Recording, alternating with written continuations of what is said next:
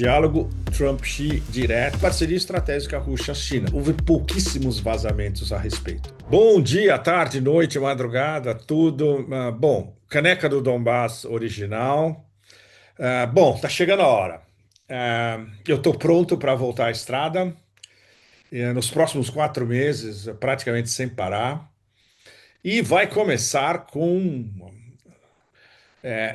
na verdade, é a chave de ouro, platina e metais raros de uma vez só, que vai ser um vai e vem China-Rússia. Bom, muita coisa importante vai estar acontecendo nos próximos dias. A partir do momento que vocês vão estar vendo esse Pepe Café, a gente vai estar em cima do início da cúpula anual da Organização de Cooperação de Xangai. Vai ser em Tianjin, que faz parte do grande eixo com Pequim, de um dos polos de desenvolvimento principais da China, um dos principais. Pequim, Tianjin, Xangai e o Delta do Sul da Pérola, que inclui Guangzhou e direto até Shenzhen e Hong Kong. Bom, eu vou chegar no meio da cúpula do SCO em Tianjin, mas vai dar para acompanhar o final, porque vai ser uma correria louca. Na sequência, eu tenho que voltar para Pequim para voar para Vladivostok, onde no dia 3 começa o Fórum do Leste da Rússia. Tudo isso é muito importante, essas datas são importantíssimas, porque tudo em relação à relação Rússia-China, a parceria estratégica Rússia-China, é o topo, está no topo do topo do topo do topo do que vai ser discutido entre a Organização de Cooperação de Xangai em Tianjin, no dia 3 de setembro, que é o dia que começa o fórum em Vladivostok. Então tinha que escolher. Eu escolhi o fórum, porque o fórum são 3 dias e culmina com a sessão plenária na sexta-feira da semana que vem, onde o presidente Putin vai estar e falar com pelo menos no mínimo 3 horas, 3 horas e meia, pode até chegar a 4. O ano passado foi 3 horas e meia. Fundamental é essa declinação de temas importantes e de ocasiões importantes com face a face de praticamente os principais líderes da Eurásia e dois face a face, Putin-Xi, que são, como vocês sabem, os condutores desse processo complicadíssimo, mas em andamento, em direção a uma ordem multipolar, multinodal de nós entrelaçados, um novo sistema de relações internacionais, geopolítico e geoeconômico. Então, no domingo e na segunda, em Tianjin, na mesa da Organização de Cooperação de Xangai, vai ser algo extraordinário, porque vão estar na mesa, juntos, conversando, face a face, a um nível de decisão suprema, Putin, Xi, Modi, Pezeshkian. Veja bem, tudo isso é super importante. Os 4 BRICS principais. Os atores da Ásia Central, os principais atores da Ásia Central, Paquistão, que é membro pleno da Organização de Cooperação de Xangai, então na mesma mesa, Índia, Paquistão e Irã, absolutamente fundamental. E isso intervindo no momento em que as relações Índia-China tiveram uma reviravolta absolutamente extraordinária nos últimos dias, especialmente com a visita, há alguns dias, do ministro das Relações Exteriores chinês, Wang Yi, à Índia, onde ele foi muito bem recebido e onde os contatos ao mais alto nível foram excelentes, e o reset Índia-China já está rolando. Isso já é algo extremamente importante dentro não só dos BRICS, mas dentro da Organização de Cooperação de Xangai. O fato de que o presidente iraniano Pezeshkian vai estar em Tianjin também é muito importante, porque isso entra na discussão mais ampla que envolve BRICS e Organização de Cooperação de Xangai juntos, dos diferentes níveis de guerra híbrida lançados por Trump 2.0 contra os principais atores euroasiáticos. E isso inclui, evidentemente, China, Índia, Rússia e Irã. Então tem essa aproximação Índia-China que já revira o tabuleiro de novo de uma maneira auspiciosa, tanto para os BRICS quanto para a Organização de Cooperação de Xangai. O fato de que o presidente iraniano vai conversar ao mais alto nível com quem o apoia diretamente na guerra, não por procuração, mas direta, que é uma guerra ideológica, geopolítica, geoeconômica, tarifária e de sanções do Império do Caos contra o Irã, que já vem há mais de 40 anos e que continua cada vez mais barra pesada. E com uma possibilidade sempre suspenso, considerando o condutor de circo, o Narciso, afundando no seu próprio espelho aquático, voltar a atacar as instalações nucleares iranianas. Isso está em suspenso, isso pode acontecer a qualquer minuto por uma decisão de alguém que disse, no começo dessa semana, diretamente, ao vivo, para todo o planeta escutar: eu posso fazer o que eu quiser, porque eu sou o presidente dos Estados Unidos. Ou seja, ele é Júpiter. Esse é o Trump narciso, que ao mesmo tempo se considera um Teseu.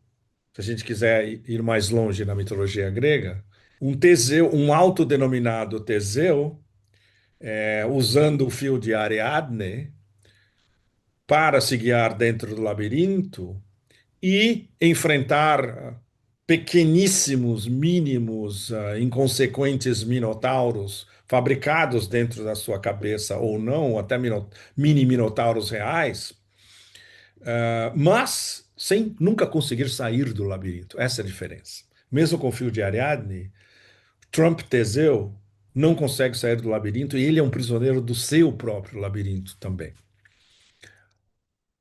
Bom, do ponto de vista do. O que que isso tem a ver com a Organização de Cooperação de Xangai e os BRICS? Tudo, tudo. Porque um dos temas principais que vai ser discutido em Tianjin pelos membros principais da Organização de Cooperação de Xangai, pelos convidados e pelos convidados especiais que são, entre outros, a Associação de Nações do Sudeste da Ásia, ASEAN. Vão estar presentes em Tianjin também. Então vai ser um microcosmo, um macrocosmo e um microcosmo da Eurásia e do Heartland, do coração da Eurásia, e da Rimland, que são as bordas, representadas na mesa em Tianjin e com Xi Jinping como anfitrião, um anfitrião em termos de terras raras, lá em cima, né, inalcançável. Eles vão discutir não só essa virada que já vem se pronunciando há vários anos na Organização de Cooperação de Xangai, de não só ser um mecanismo de contenção de terrorismo, mas também um mecanismo de integração econômica, e também, agora, mais ainda, integração geopolítica também, lado a lado com os BRICS, levando cada vez mais à sua concretização uma intuição do grande Lukashenko da Bielorrússia, que no ano passado já estava dizendo: olha, evidentemente, mais cedo ou mais tarde, BRICS e a União e a Organização de Cooperação de Xangai vão terminar se unindo. E já existe uma fusão em vários sentidos, não só entre os principais atores, porque vários dos principais atores são membros das duas organizações multilaterais, mas da plataforma de integração da Eurásia, no caso da Organização de Cooperação de Xangai, e da integração da maioria global, que é o foco dos BRICS, é o mesmo caminho, é o mesmo trem-bala em alta velocidade, deslizando pela mesma ferrovia, pela mesma superferrovia. Então, tudo está importante e vai ser discutido na mesa. E, evidentemente, a guerra, as declarações de guerra híbrida de Trump 2.0 contra membros da Organização de Cooperação de Xangai, que não só Trump, como gente que está em lado de Trump, eles não têm a menor ideia do que seja. Assim como eles não sabem o que é BRICS. Eles descobriram o BRICS agora e ainda não sabem o que os BRICS fazem. Diálogo Trump-Xi direto já vai ter, porque já vai fazer parte de uma viagem de Estado de Putin à China de 4 dias, que inclui a cúpula de Tianjin e inclui no dia 3 a parada em Tiananmen. Já teve, até o momento que a gente está conversando, já teve 4 ensaios e provavelmente vai ter mais um outro ou mais dois outros, que são os 80 anos da comemoração chinesa do final da guerra contra o nazismo e o fascismo, e especialmente o final da guerra contra a ocupação japonesa, os dois juntos. A liberação da China, finalmente, do século de humilhação, preparatório a 4 anos depois do início da República Popular da China, em 49. E essa comemoração na China tem uma importância absolutamente desmesurada, porque é o final da guerra contra nazismo e fascismo, é o final da guerra contra a opressão japonesa e a dominação japonesa e a humilhação do Ocidente coletivo, depois se metastatizando em humilhação pelo Império Japonês, e o início, digamos, do renascimento da China, evidentemente, a guerra entre digamos, os maoístas e o Kuomintang, vencida por Mao, e o início da República Popular em 49, e claro, e tudo que veio depois, chegando, culminando hoje com a China como a grande potência geoeconômica do planeta e geopoliticamente lá em cima também, junto com Rússia e Estados Unidos. Então, é o que vai acontecer entre 31 e dia 1º, pequeno intervalo, dia 3 a parada, e no dia mesmo, dia 3 em Vladivostok, que é vizinho. Para vocês terem uma ideia, voar de Pequim a Vladivostok é um pouco mais de 2 horas e meia. São praticamente vizinhos. E é o início da Transiberiana. A Transiberiana começa em Vladivostok, passa por Beijing e aí atravessa a Sibéria. Esse é o trajeto original. E no Fórum de São Petersburgo, a gente vai ampliar ainda mais o que foi discutido na mesa em Tianjin, no dia 3 em Pequim, nessa parada militar extraordinária, onde haverá praticamente todos os armamentos de última geração chineses desfilando em público pela primeira vez. E algo de orgulho nacional extremamente importante, e com a presença de vários chefes de Estado, inclusive, mais uma vez, lado a lado, Putin e Xi Jinping. No mesmo dia, em Vladivostok, a um pouco mais de 2 horas e meia de voo, começa o fórum, o Eastern Economic Forum, o Fórum Econômico do Leste da Rússia, que é o fórum centrado no desenvolvimento, especialmente do Ártico e do extremo leste russo, incluído, evidentemente, uma enorme fatia da gigantesca Sibéria, norte e sul, e culminando com a sessão plenária com o presidente Putin na sexta-feira. Começa na quarta e na sexta-feira a sessão plenária com o presidente Putin e ele vai estar respondendo às perguntas do auditório. Tudo isso é muito importante porque esse processo de integração nacional, de desenvolvimento nacional, de segurança nacional russo, de jogar todos os recursos possíveis no desenvolvimento tanto do Ártico quanto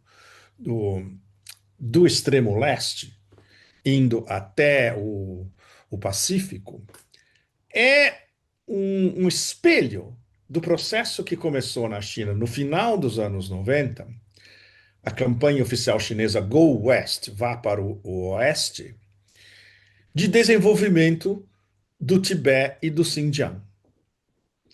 Então, o que os chineses começaram a fazer em 1999, que é espalhar o desenvolvimento que eles já estava consolidado no, no Eastern Seaboard, na faixa costeira litoral do leste da China, exportar esse desenvolvimento para as províncias do interior e para o oeste ainda não conquistado e desenvolvido, especialmente desenvolvido.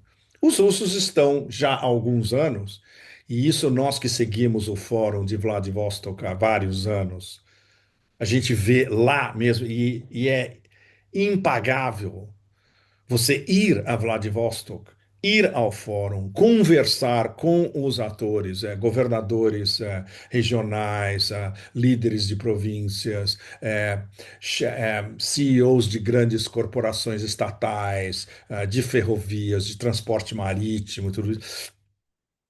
Para você entender a amplitude extraordinária do processo, e especialmente do ponto de vista de um assunto de segurança nacional, porque o governo federal está totalmente implicado em parcerias com os governos regionais, que é o que a gente sempre escuta. A gente está conversando com alguém com os Buriats, por exemplo, perto do Lago Baikal, com o pessoal das Ilhas Sakhalina, por exemplo.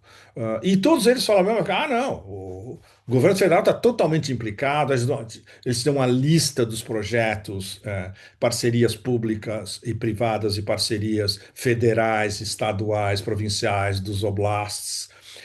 É absolutamente extraordinário. E isso está intrinsecamente ligado com a parceria estratégica Rússia-China, porque a China é um dos grandes investidores, especialmente na Sibéria. E no caso do Ártico, a Rota do Norte, a denominação russa, mais uma vez, é Rota do Mar do Norte. E a denominação chinesa é Rota Marítima da Seda, que é mais poética e mais incisiva, na verdade, é um projeto russo, mas é um projeto que terá cada vez mais participação chinesa e os chineses vão lucrar tanto quanto os russos com a abertura desse novo canal de comunicação pelo Ártico, que vai, a médio e a longo prazo, desbancar o canal de Suez. O que provocou, evidentemente, a cobiça americana de querer entrar nesse jogo também. E é isso que nos leva a um dos temas mais explosivos dos últimos dias e que vai ter repercussões no Fórum de Vladivostok, especialmente em detalhes, que é, digamos, uma cenoura extremamente sofisticada que Putin jogou para Trump. Isso, evidentemente, foi conversado antes do encontro no Alasca e na sequência do encontro do Alasca de investimentos americanos no Ártico e no leste da Sibéria, especialmente em energia. E isso vai ser um dos temas fundamentais do Fórum de Vladivostok, ou seja, tem que estar lá para saber, tem que estar lá para conversar, por exemplo, com executivos da Rosneft e lhes perguntar diretamente: mas e aí, a ExxonMobil vai voltar a investir nos projetos de gás de Sakhalina, por exemplo, e ver o que os executivos da Rosneft vão responder. Claro, com extrema diplomacia. Mas isso já está na jogada, porque já há negociações há alguns dias, já, a gente pode dizer em poucas semanas, secretas entre a Exxon e a Rosneft, com a Exxon dizendo para a Rosneft: olha, a gente quer voltar. Eles tiveram que sair por causa das sanções, perderam um monte de dinheiro, mais de 4 bilhões de dólares, e eles não vão deixar esse mercado, e especialmente não vão deixar essa panaceia de investimentos em gás na Rússia só para os russos ou eventualmente só para os chineses ou outras empresas asiáticas. Eles querem voltar. E isso, claro, exerce uma pressão extra em cima de Trump, porque o que interessa para as oligarquias americanas e para as oligarquias russas, para os dois lados, é voltar a fazer business entre eles. Europa, o que que é isso? Não existe. Não existe. Ah, é um bando de nanicos suicidas. Não tem a menor importância. O que importa para quem manda mesmo, especialmente a partir de Putin, Trump no Alasca, é business entre o topo das oligarquias das duas superpotências. Então, esse é um dos temas, vai ser um dos temas que vai estar em revolução em Vladivostok. E na sexta-feira, quando o presidente Putin falar da sessão plenária, onde ele se concentra em dados, em números, investimentos no Ártico, na Sibéria, etc. Claro, na hora que vierem as perguntas, e as perguntas são abertas, todo mundo vai querer perguntar sobre a possibilidade de um reset nas relações Rússia-Estados Unidos, se isso é plausível, em que pé está, o que foi discutido. Claro, houve pouquíssimos vazamentos a respeito. A única coisa que se sabe é que Trump está com os olhos arregalados com a possibilidade de business com a Rússia.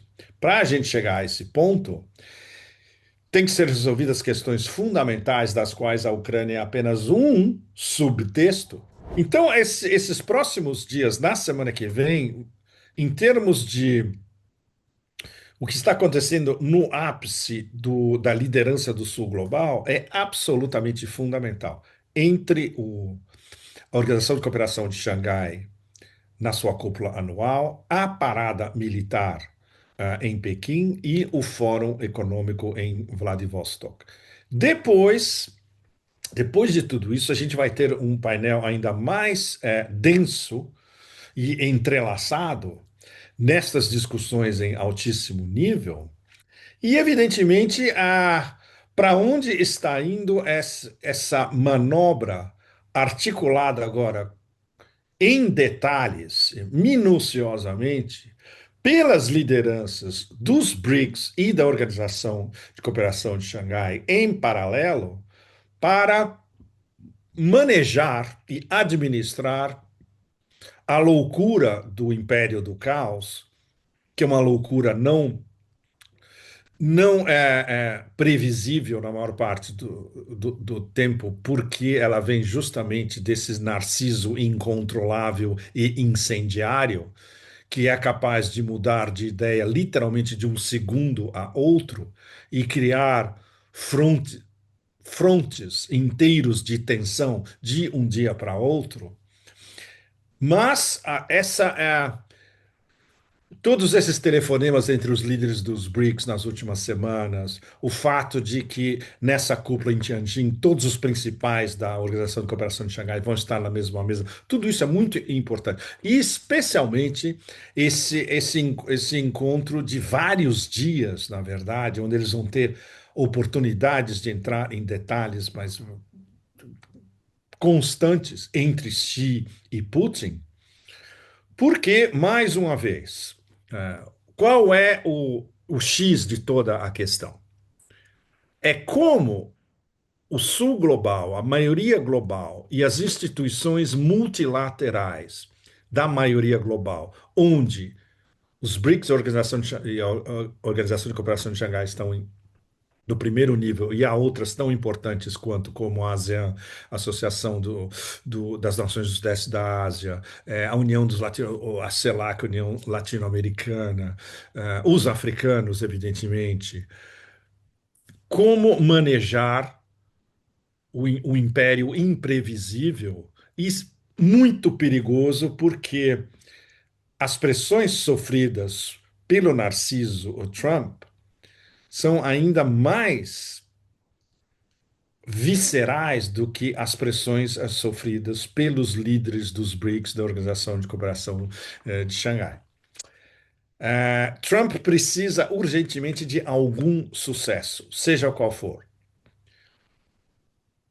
Ele está contando com um sucesso, evidentemente, que leva na sua, na sua mente narcisista, justamente, a esse famoso prêmio Nobel, que seria algum tipo de entendimento no fronte ucraniano da guerra que o Império do Caos começou e que agora não tem como resolver.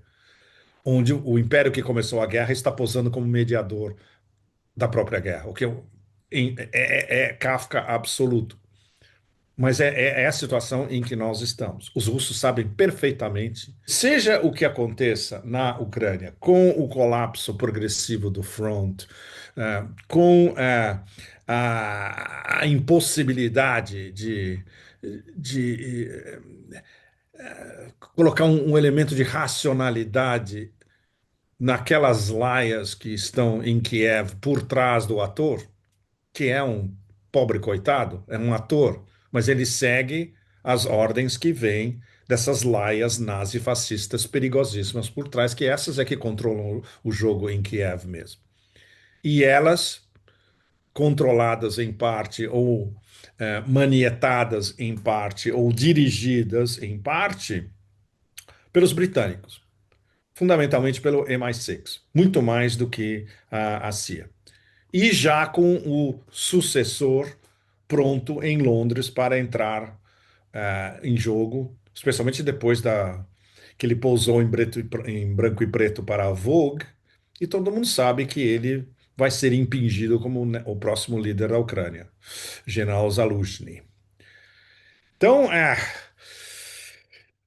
vocês imaginem para o autoforjado Teseu preso no seu labirinto e na sua sequência de labirintos, como ele seria capaz de extrair uma vitória de uma conjunção geopolítica tão complicada como essa. Então, o que Putin está fazendo é tentar lhe dar uma boia. É como já Teseu no labirinto já afundado na sua piscina narcisista. E quem joga a boia para ele voltar à superfície e respirar um pouco? Vladimir Putin. Esse é o pé que a gente está mitológico geopolítico no momento. Bom, tudo isso, como vocês podem ver, é de uma complexidade extrema. Então, no próximo Pepe Café, eu imagino que a gente vai gravar em Vladivostok. A gente já vai estar discutindo sobre para onde estão indo essas vertentes depois da SCO, Organização de Cooperação de Xangai, depois da parada militar em Tiananmen e do início do fórum. Bom, muito obrigado. Vocês devem ter, provavelmente vocês devem ter achado que isso é como se a gente estivesse falando de Marte. Não, isso se aplica a todos nós, porque tudo isso se aplica aos BRICS e ao Sul Global. Os BRICS e o Sul Global estão no meio de todo esse. Na verdade, é como se fosse um novelo da Ariadne, né? Não é só o fio. Esse é o novelo de nós entrelaçados e que concerne todos nós. E, bom, não vai ser esse falso Teseu que vai ter a solução para o novelo. Pode ser que seja o lançador de boia salva-vidas, Vladimir Putin. E pode ser que a gente continue enredados nesse novelo pelos próximos semanas, meses e anos. Bom, vamos esperar, como nossos amigos chineses, que auspiciosamente haja uma saída. Bom, adeus do Otanistão para vocês todos. Inscrevam-se no canal. Na semana que vem estamos on the road again, de volta à estrada entre Rússia e China. Até a semana que vem, de vários corações da Eurásia. Tchau, tchau.